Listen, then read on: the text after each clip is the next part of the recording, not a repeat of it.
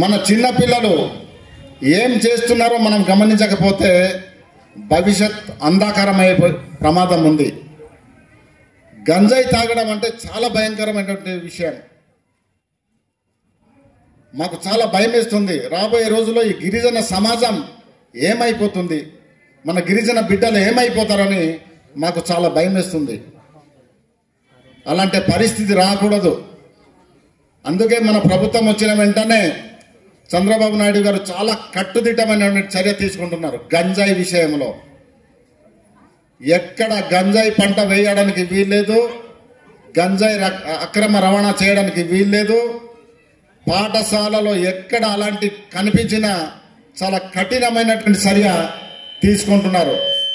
కాబట్టి ఎవరైనా చిన్నపిల్లలు పాపం తెలుసో తెలియనటువంటి పరిస్థితిలో ఒక్కసారి తాగి చూస్తాం ఎలాగుంటుందో అనేవాళ్ళు చాలామంది ఉంటారు.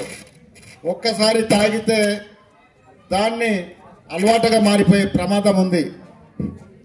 కాబట్టి ఇలాంటి ప్రమాదకరమైనటువంటి జోలికి వెళ్లకుండా ఇటు ఉపాధ్యాయులు, ఎందుకంటే తల్లిదండ్రులు దూరంలో ఉంటారు, ఉపాధ్యాయులు ఎప్పటికప్పుడు పాఠశాలలో ఏం జరుగుతుంది, హాస్టల్లో ఏం జరుగుతుందని 24 గంటలు 24/7 మీరు జాగ్రత్తగా గమనించుకోవాలని సందర్భంగా తెలియజేస్తూ, మరి ముఖ్యంగా ప్రభుత్వం యొక్క లక్ష్యం